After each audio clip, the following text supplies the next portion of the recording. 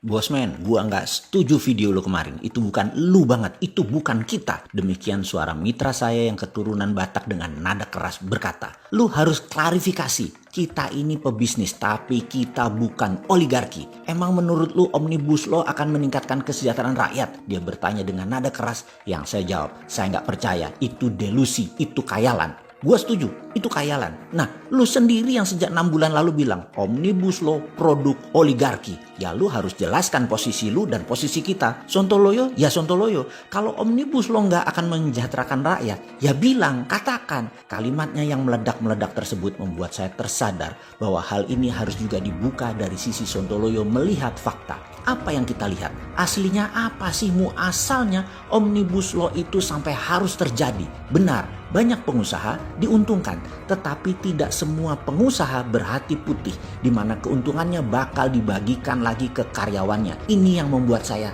tersadar. Kita tahu, kita bicara kali ini bukan pengusaha UKM, tetapi pengusaha yang non UKM yang hanya 3%, tetapi mereka menguasai 50% peredaran uang serta kendali ekonomi makro Indonesia. Mereka diuntungkan oleh Omnibus Law, tetapi apakah mereka peduli dengan karyawan, buruhnya, dan hatinya putih? Maka kalau boleh saya jawab jujur, sedikit sekali yang hatinya putih. Mereka dengan Omnibus Law akan semakin kapitalis. Kapitalis elitis, yaitu mereka para oligarki dan BUMN. Betul, keduanya elitis yang diuntungkan amat sangat dengan Omnibus Law ini. Rakyat di bawahnya bagaimana? Rakyat hanya menunggu kebaikan mereka. Sekali lagi, bukan hak yang akan didapat, tetapi menunggu kebaikan. Yang kalau bosnya nggak baik, makan tuh sandal. Gigit jari datul rakyat jelata. Ini kan anjrit banget. Jadi kita kembali ke asal muasal Omnibus Law yang terpaksa deh kita buka juga daripada disimpan. Aslinya adalah saat ini banyak pejabat Indonesia terpesona dengan beranda depan negara Tiongkok di dalam membangun ekonomi. Mereka terkagum-kagum dengan halaman depan rumah Tiongkok. Terlihat indah, megah, dan cepat sekali dicapainya kemajuan ekonomi Tiongkok. Aslinya mereka termakan propaganda Tiongkok. Mereka hanya diperlihatkan halaman depannya saja. Tidak dilihatkan WC-WC dan dapur di halaman belakang. Kekaguman dan keterpesonaan ini membuat cita-cita banyak pejabat tadi ingin melakukan hal yang sama di Indonesia. Lalu Tiongkok dianggap kakak tertua dan nasihatnya didengar. Bahwa salah satu syaratnya adalah buruh harus murah untuk kompetitif produksinya. Kemudian juga kendali atas lahan atau land reform, di mana kalau negara memerlukan maka pemilik lahan sudah tidak ada haknya atau kecil haknya. Di negara komunis yang otoriter hal ini bisa dijalankan.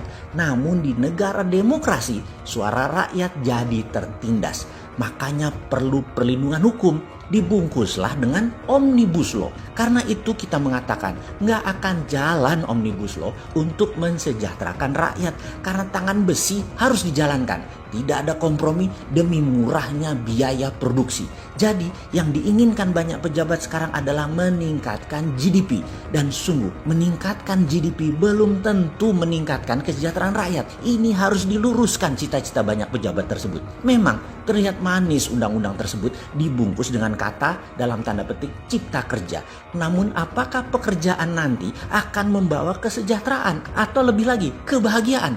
Belum tentu, dan kayaknya dengan tekanan Omnibus Law tidak akan tercapai kesejahteraan tersebut. Manusia Indonesia akan dipaksa jadi mesin pekerja, dan ini bukan cita-cita rakyat semesta. Belum lagi ternyata asing-asing bebas masuk juga untuk meningkatkan PDB alasannya. Mau nanti 95%-nya keluar lagi, yang penting PDB nasional naik. Bukannya hilang itu tenaga kerja asing di Sulawesi. Pasti bakal nambah, iya, karena demi PDB. Mengapa mendadak bernegara kok jadi bengis begini sih untuk mencari materi? Jangan begitulah bos, jangan terlalu materialistik. Kita Indonesia, kita demokrasi, kita bukan negara otoriter. Kita mencari kesejahteraan dan keadilan dengan cara manusiawi, dengan cara elegan, dengan lebih adil. Jadi Kalau dikatakan Omnibus Law adalah produk oligarki dan otoritarian, ada benarnya dan pasti.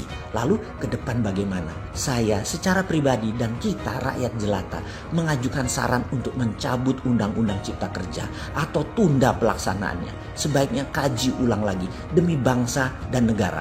Stop terpesona dengan asing dan aseng. Jangan ukuran PDB naik atau angka-angka statistik naik jadi tujuan bernegara. Janganlah. Yang benar adalah rakyat sejahtera. Haknya dijaga, suaranya didengar. Adalah solusi terbaik itu semua.